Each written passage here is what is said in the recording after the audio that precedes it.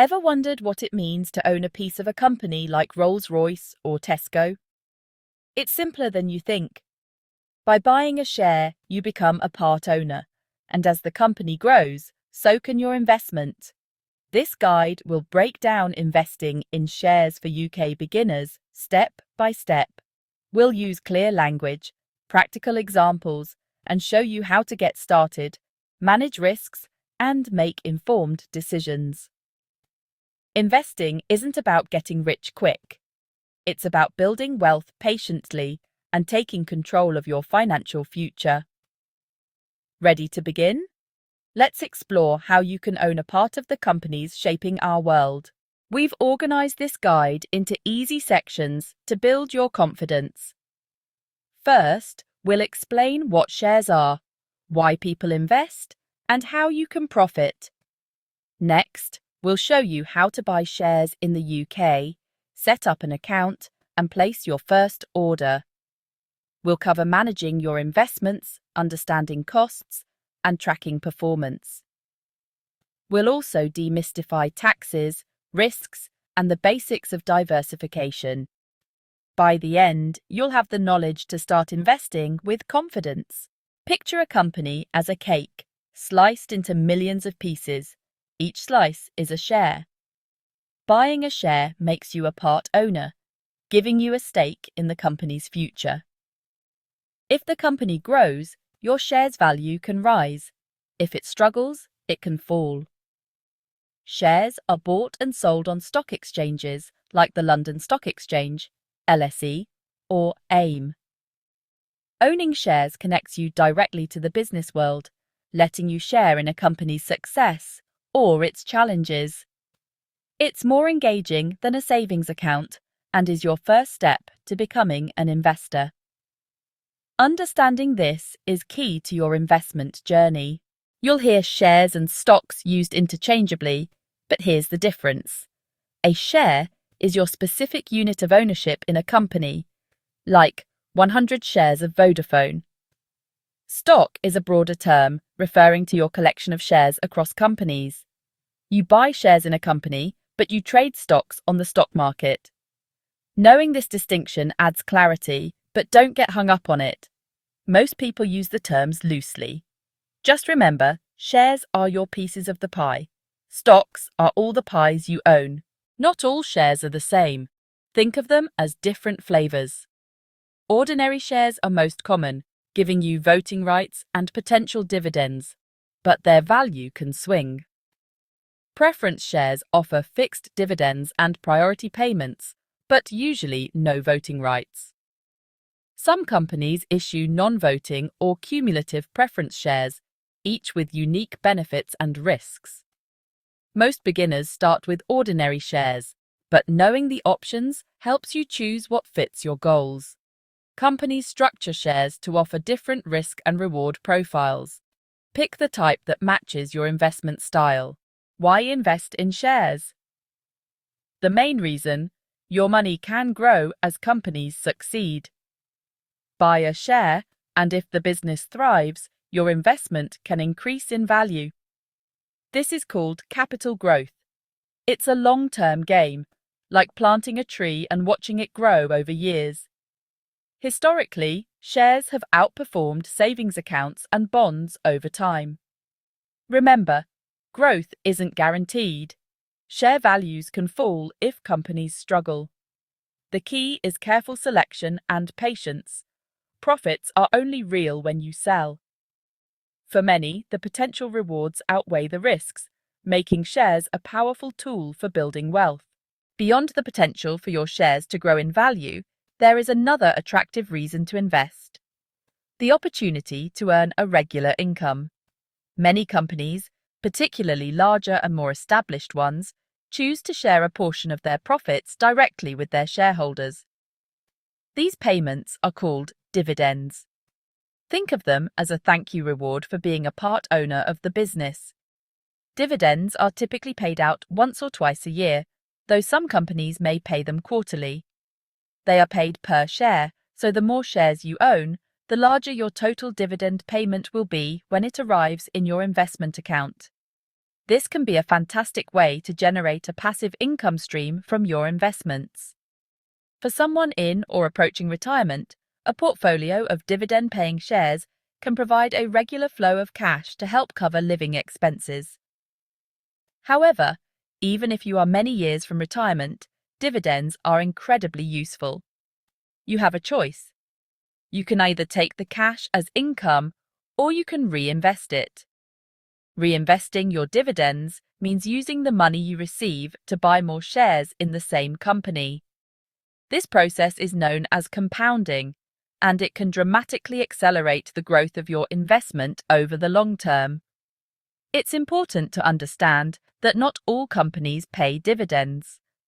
Younger high-growth companies often prefer to reinvest all their profits back into the business to fuel further expansion, research, and development. They believe this is the best way to increase the company's value, which will ultimately benefit shareholders through a higher share price.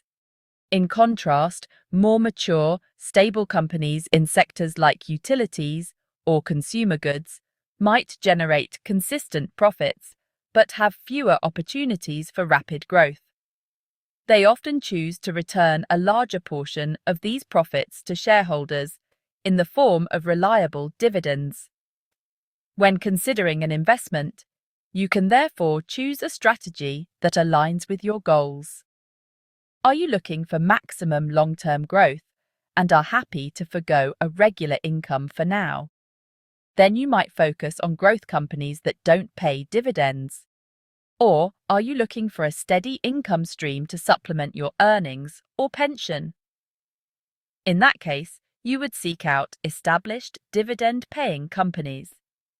Many investors opt for a blended approach, holding a mix of both types of shares in their portfolio to get the best of both worlds, a combination of growth potential and regular income. When you start exploring the world of shares, you'll quickly notice that they come in all shapes and sizes, from corporate giants to small, ambitious startups. Your investment strategy will be heavily influenced by which type you choose to back.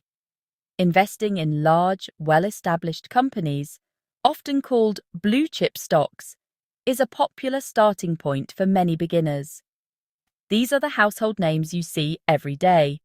Think of major banks like Barclays, supermarkets like Tesco, or pharmaceutical giants like GSK. Because they are mature businesses with a long track record of stable earnings, they are often seen as a relatively safer bet. These larger companies typically offer stability and are more likely to pay regular dividends, as we've just discussed. Their share prices tend to be less volatile than those of smaller firms, meaning they don't usually experience wild swings in value. While they can provide steady, reliable growth over the long term, you shouldn't expect their share price to suddenly double or triple in a short space of time. Their sheer size means that dramatic growth is harder to achieve. For investors who are more cautious and prioritize capital preservation and income, blue-chip stocks are often the preferred choice for the core of their portfolio. On the other end of the spectrum are smaller companies. These could be newly listed businesses on the alternative investment market, or firms that are simply earlier in their growth journey. Investing in these companies is a very different proposition. The primary attraction here is the potential for rapid and explosive growth. A small company that develops a groundbreaking piece of technology or disrupts an entire industry could see its value multiply many times over, leading to spectacular returns for early investors. This is where you might find the next big thing. However, this high growth potential comes with significantly higher risk. Smaller companies are more vulnerable to failure. They may have unproven business models, be more sensitive to economic downturns, or face intense competition. For every small company that succeeds, many others struggle or go out of business entirely, which could lead to you losing your entire investment in that company. Therefore, investing in smaller companies requires a greater appetite for risk and very thorough research. Many investors choose to allocate only a small portion of their overall portfolio to these higher risk, higher reward opportunities while keeping the bulk of their money in more stable, larger firms. There are three main ways to buy shares: directly through an online platform, by investing in a collective fund managed by professionals, or via employee share schemes at work. Each method has its pros and cons, so choose what fits your goals and how hands-on you want to be. To buy shares or invest in funds, you'll need a share dealing account, your gateway to the stock market. Opening one is simple and usually done online in minutes. Consider a stocks and shares ISA for tax-free investing. Most platforms offer this as a standard option. Taking the DIY approach to investing can be incredibly rewarding. Start by researching companies. Look beyond tips and products and understand how a business makes money and its future prospects. Once you've chosen, buying shares online is simple. Just search, review, and place your order. The real key is thoughtful research before you click buy. Picking individual stocks can feel overwhelming. That's where funds come in. With a fund, your money is pooled and invested by professionals, giving you instant diversification and expert management. It's like putting your investments on autopilot, simple, effective, and accessible, even if you're just starting out. Once you've bought your first shares, you're officially an investor. But your journey is just beginning. Managing your portfolio means keeping an eye on performance, but not obsessing over every market move. Schedule regular check-ins, maybe monthly or quarterly, to review your investments calmly. Patience is key. Give your money time to grow and review your progress toward your goals. Deciding when to sell your shares is just as important as buying. Sell if you've reached your financial goal or if the company's outlook has worsened. Don't sell just because prices dip. Trust your research. Sometimes selling a big winner helps rebalance your portfolio and reduce risk. Always link your decision to your investment plan, not emotions. Selling your shares is simple. Just log into your investment platform, select the shares you want to sell, and enter the amount. Check the bid price, review any fees, and confirm your order. The sale is usually instant, with cash credited to your account, ready to reinvest or withdraw. When you profit from shares or receive dividends, you face a choice: spend it or reinvest for the future. Reinvesting is the magic of compounding. Your returns generate more returns, like a snowball growing bigger. Many platforms let you reinvest automatically, boosting your wealth over time. Start early, stay consistent, and let compounding work for you. When you sell your shares, you'll either make a profit or a loss. A profit, or capital gain, happens if you sell for more than you paid.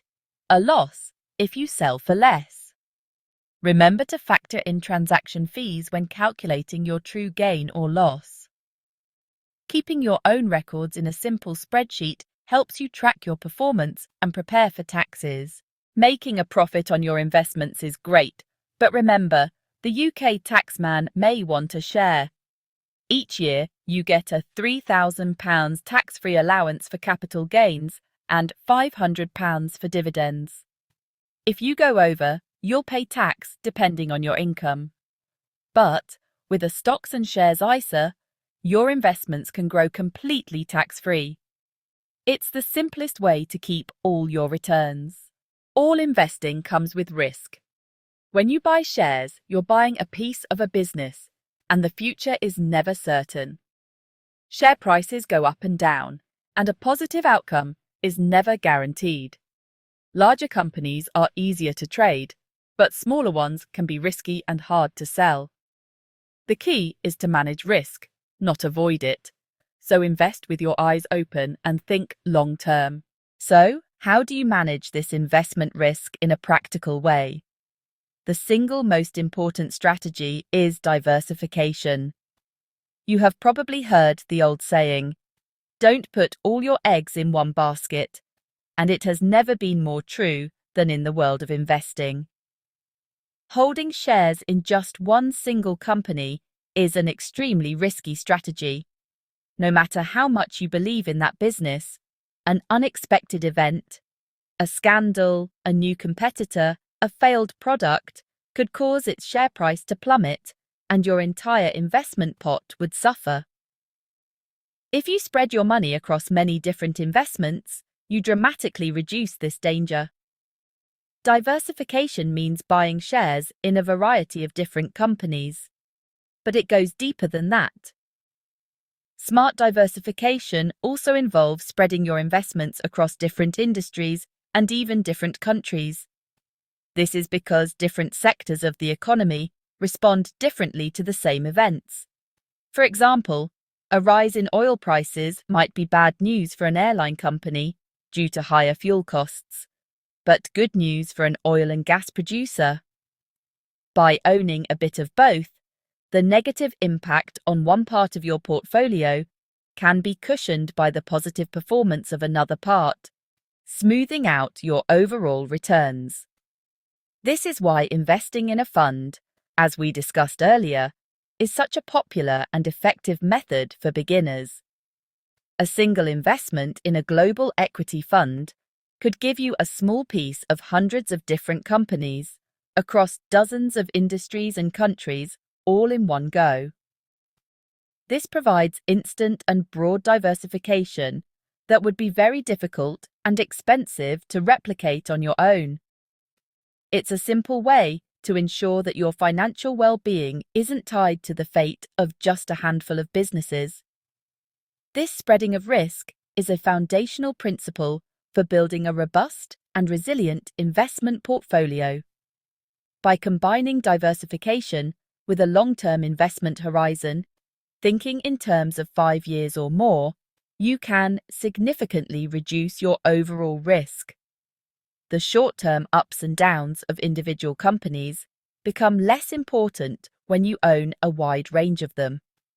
The overall long-term growth trend of the global economy is what will have the biggest impact on your well-diversified portfolio. This doesn't eliminate risk completely, but it manages it intelligently, giving your money the best possible chance to grow steadily over time while protecting you from the potentially catastrophic failure of a single investment. Investing can be empowering, but it's normal to need guidance. A professional financial advisor can help you clarify goals, assess risk, and build a balanced portfolio tailored to you. Seeking expert advice isn't failure. It's a smart step for peace of mind and a strong financial future. Your investment journey begins now. Shares are small slices of ownership in a company, offering growth and income. Diversify your holdings and use tax-efficient accounts like a stocks and shares ISA. Even small, regular investments can grow significantly over time, thanks to compounding. The path is open. Take your first step with confidence and build your financial future. Happy investing!